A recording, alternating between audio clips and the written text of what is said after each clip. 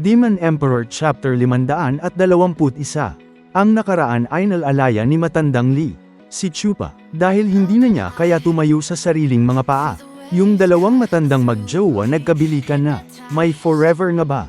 Agad tumakbo ang grupo ni Chupa patakas. Galit na galit si Malabag na ahas gusto niya makuha katawan ni Chupa at wasakin kaluluwa nito. Kaya sinundan niya ito. Sumunod naman sa kanya si mabangis na tigre at Wolverine alias Logan. Nagpapatuloy.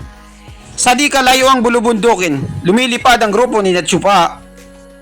Stewardess Chupa, sigurado ka ba na habulin nila tayo at maniniwala sila sa atin? Sa palagay ko wala silang pakialam sa atin at ngayon pinagpapatay na nila ang mga tao sa Wingasa City. Parang walang tiwala si Matandang Lee kay Chupa dahil kine-question niya ito. Hindi yun ang gagawin nila. Winasak ko ang katawan ng isa sa kanila. At sigurado ako ang isang yun ay galit na sa akin. At yung dalawang kasama niya ay wala nang magagawa para sa kahihiyan. Kailangan nilang pangalagaan ang mga pangalan nila. Hindi sila pupunta sa Wingasa City para atakihin ito para tayo lumabas. Dahil masyado itong matrabaho at hindi na nila kailangan gawin yun. Ganun pala. Ngayon naintindihan ko na. Stewardess Chupa, may gusto sana akong sabihin sa'yo. Sa susunod na gagawa ka ng kalokohan, nagagamitin mo ang bebe ko, pakiusap naman, magpaalam ka sa akin. Wala akong kaalam-alam, pinaprank nyo lang pala ako. Ha. Hindi ko talaga gustong gawin yun, talagang nagkataon lang. Biktima rin din ako dito, hindi ko sinasadya. Ang plano ko talaga ay pahabulin ko ang mga ethereal stage na eksperto. Gagalitin ko sila. Sasabihin ko sa kanila na poking ina. Para mabigyan ko ng pagkakataon ang 4 na papis ng Luzon. Pero kung paano natin gagawin yun, depende na kung anong mangyayari. Kung anong gagawin ng kalaban natin. Mayroon palang nakahandang plano si Chupa, hindi lang natupad. Hindi ko kasalanan na may kasama pala silang manyakis at balak pa niya akong halikan. Gamit ang kanyang mabahong hininga. Kaya biktima rin ako dito, muntikan na akong manakawan ng halik. Nanlaki ang mata ni Matandang Kiyo dahil sa pagkabigla. Maraming salamat Stewardess Chu dahil sa pagliligtas mo sa jowa ko. Ano ka ba? Wala lang sa akin yun. Ganun talagang ginagawa ng magkakampi, nagtutulungan. Huwag mo nang intindihin yun, Matandang Ki. Kalimutan mo na yun. Baka sa mukha ni Matandang Ki at Chupa ang saya. Biglang naputol ang masayang reunion ni Matandang Ki at Chupa dahil may narinig silang nagmumura. Ikaw na bulok na anak ka ng putang ina. Huwag na huwag kang gagalaw dyan sa kinatatayuan mo. Sino yun? Sino yun? Ang grupo pala ni na malibog na ahas, nahabol na nila si Chupa. Hintayin mo ako dyan, babalatan kita ng buhay. Susunugin ko ang kaluluwa mo. At kukunin ko yung katawan mo para magamit ko. Sa wakas, nandito na sila. Dumating na yung mga bisita. Tuwang-tuwa na naman si Chupa dahil success na naman ang balak niya. Nabigla siya dahil may nakita siyang kakaiba. Dito na ata yung lugar. Matandang Lee, nandito na tayo. Kailangan na nating maglanding. Gaya pa rin ang napagplanuhan natin. Nabigla na lang si Matandang Lee dahil wala siyang idea sa pinagsasabi ni Chupa. Napa-oo na lang siya. Sige ba? Napakaganda ng lugar na napili nila.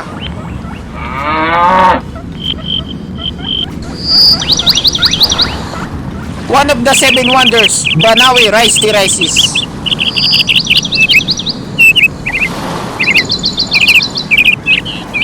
Nakahabol agad ang grupo ni na malibog na ahas. Kakalanding lang nila. Ikaw na langgam ka? Akala mo makakatakas ka sa amin, no? Asa ka?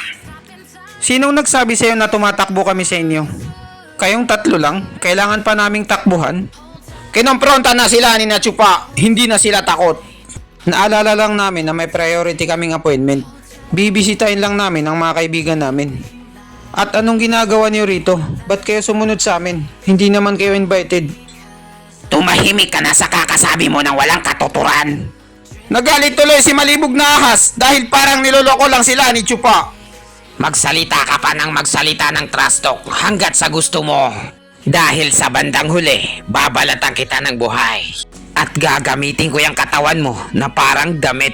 Ang pagkakaintindi ko, si Puting Balbas lang na matanda ang mabagal mag-isip sa inyo. Pero hindi ko akalain na wala pala kayong pinagkaiba.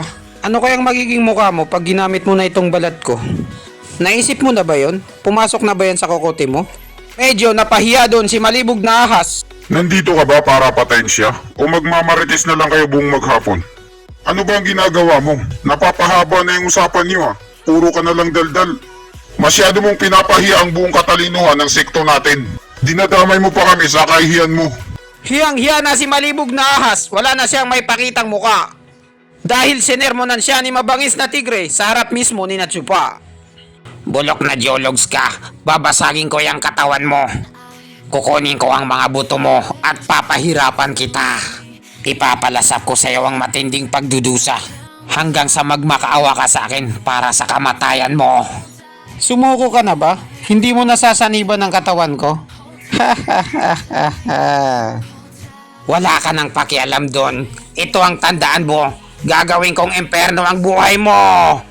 Ang magiging buhay mo ay isang matagal at masakit na pamumuhay.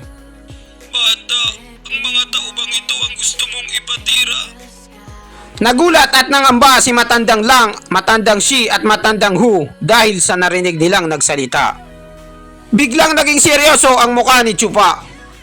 May master palang mang-ambush sa amin dito. At mas malakas sila kaysa sa amin. Halata sa mukha ni Mabangis na Tigre na natatakot na siya. Pero paano nangyari to? Hindi kaya niloloko lang kami ng batang to? Isa lang sa mga pakulo niya? Nag-iisip na ng malalim si Mabangis na Tigre. Mas malalim pa sa pagmamahal mo sa jowa mo. Maraming salamat po mga matatanda dahil po sa pagtulong niyo sa akin. Nandito na po silang lahat. Pwede na po kayong magsimula. Medyo naging magalang ang salbahing si Chupa dahil gumagamit na siya ng po at opo. Oh, sige. Nagpakita na yung mga dalubhasang tutulong kay Chupa. Hindi lang isa kundi 5 silang ethereal stage. Hindi maaari ito. Si matandang kalbo. Si matandang bungal. Si matandang mata. Si matandang singkit. At si matandang dila. Demon Siming Sixto. Ang 5 may kapansanan. Anong ginagawa niyo rito? Bilang isa sa 3 gwardya ng Luzon, Demon Shiming 6-2, normal lang sa amin na bantayan ang mga nasasakupan namin. Gaya nga ng sinabi mo, nagtataka ako kung bakit. Bakit may mga tao dito ng Beast Timing 6-2? Anong ginagawa niyo rito? Hindi niyo to sakop. Nandito ba kayo para saktan ang estudyante namin? Mga senyor, niloko kami at iniskam ng isang tuso. Mababang uring tao lamang siya. Wala kaming sinaktan o binuli na estudyante ng sekto niyo. Nagpapaliwanag na ng palusot si Mabangis na Tigre. Naging maamong tuta na lang siya ngayon. Sabi mo wala kayong sinaktan? Eh ano yung narinig ko na pagpapalatan yung estudyante namin at kukunin yung katawan niya? Alam kong matanda na ako pero hindi ako bingi. Nakakarinig pa ako at narinig ko yung pinagdadaldal niyo kanina. Lagot na. Isa ka bang estudyante ng Demon Siming Sixto? Oo, tama ka. Pa-enroll pa lang ako. Kainis, isang napaka-importanteng impormasyon. Ba't di nila sinabi sa amin? Ang putangin ng emperador na yun, gusto nila ata kaming mamatay. Inis na si Mabangis na Tigre. Wala na yung chill mood sa mukha niya. Mga senyor, tingnan mo naman kami. Siya ang gumawa sa amin nito. Buhay pa siya at napakalusog pagkatapos niyang sirain ang katawan ko. Nagrarason sa kanila si Malibog na ahas dahil binuli daw siya ni Chupa. Isang profound stage na bata.